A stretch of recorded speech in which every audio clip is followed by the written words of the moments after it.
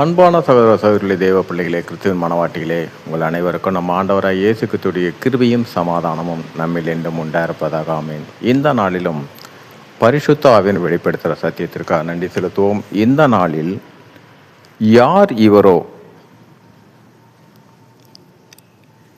இந்த காரியத்தை பார்த்தீங்கன்னா, முதலாவது நம்முடைய விசுவாசத்தில் இரண்டாக பிரித்து காட்டப்படுகிறது.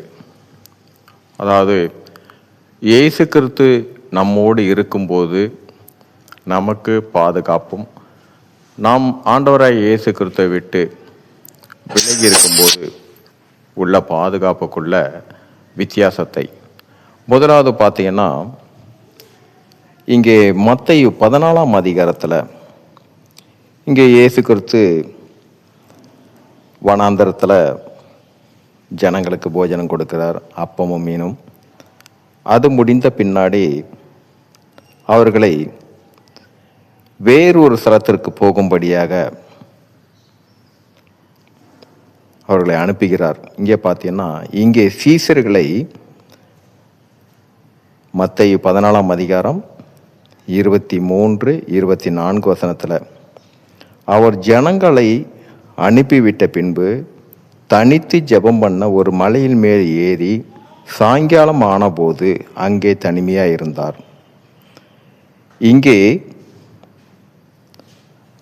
ஆண்டவராகி இயேசு கிறிஸ்து போஜனம்லாம் கொடுத்த பின்னாடி தன்னுடைய சீசர்களை சொல்கிறாரு, நீங்கள் அக்கறைக்கு போயிருங்க.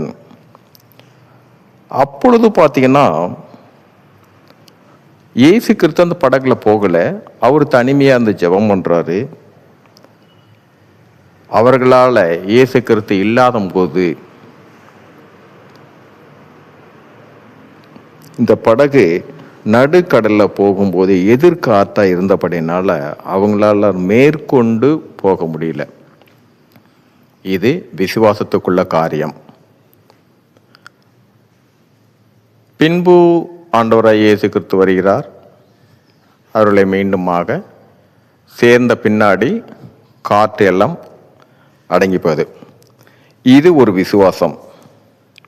அடுத்த ஒரு விசுவாசத்தில் பார்த்தீங்கன்னா, அவர் நம்மளோட கூட இருக்கும்போது, அவர் கூட நம்ம இருக்கிறார், நம்ம விசுவாசித்தும் அதில் நம்மளோட விசுவாச குறைவாக இருக்கும்போது, இங்கே பார்த்தீங்கன்னா லூக்கா 8ஆம் அதிகாரத்தில் 22ஆம் வசனத்தில், பின்பு ஒரு நாள் அவர் தமது சீசரோட கூட படவில் ஏறி கடலில் அக்கறைக்கு போவோம் வாருங்கள் என்றார். அப்படியே புறப்பட்டு போனார்கள்.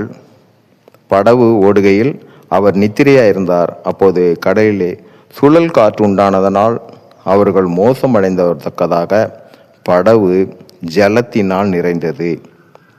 அவர்கள் அவரிடத்தில் ஐயரே ஐயரே, மடிந்து போகிறோம் என்று அவரை எழுப்பினார்கள். அவர் எழுந்து காற்றையும் ஜலத்தின் கொந்தளிப்பையும் அதட்டினார். உடனே அவைகள் நின்று போய் அமைதல் உண்டாயிற்று. அவர் அவர்களை நோக்கி, உங்கள் விசுவாசம் எங்கே என்றார். அவர்கள் பயந்து ஆச்சரியப்பட்டு, இவர் யாரோ காற்றுக்கும் ஜலத்துக்கும் கட்டளையிடுகிறார், அவைகளும் இவருக்கு கீழ்ப்படுகிறது என்று ஒருவரோடு ஒருவர் சொல்லி கொண்டார்கள். இங்கே 2 விசுவாசம்.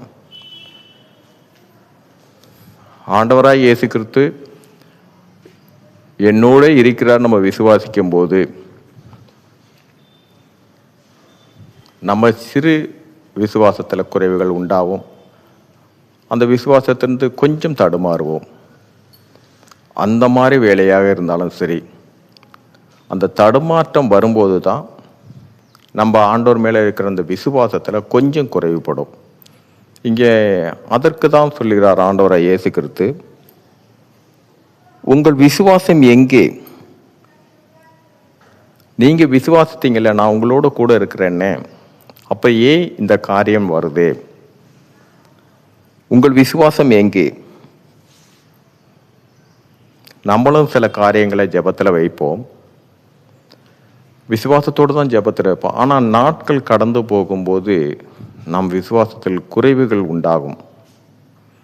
இங்கே சொல்லுகிறார், அந்த இறுதி வரை அந்த விசுவாசத்திலே நாம் நிலைத்து இருக்கும்போது தான், எந்த பார்த்தீங்கன்னா ஆண்டவர் என்னோட கூட இருக்கிறார்னு அந்த விசுவாசத்தில் நாம் நிலைத்து இருக்கும்போது காற்றையும் கடலையே அதட்டி அதை கீழ்ப்பட வைக்கிற தேவனுக்கு நம்முடைய எல்லா காரியத்திலோட சகல அதிகாரம் உள்ள தேவன், அவர் மீது நாம் வைக்கிற விசுவாசத்தில் தான். அதனால் நம்மளுடைய விசுவாசம் அவர் எனக்குள்ளே இருக்கிறாருன்னா அதில் நாம் உறுதியாக இருக்கும்போது இந்த விசுவாசத்தில் அந்த உறுதி தன்மையில் தான் நாம் ஜெயம் பெறுவோம். சரி, இந்த நாளிலும் பரிசுத்த ஆவியை வெளிப்படுத்துகிற சத்தியத்திற்காக நன்றி செலுத்துவோம். இந்த காரியத்தின் மூலம் எல்லாவற்றிலும் மூவரிலும் ஒருவராக இருக்கிற தேவனே, உங்களோட நாமம் ஒன்றுக்கே மகிமை உண்டாவதாக. ஆமென்.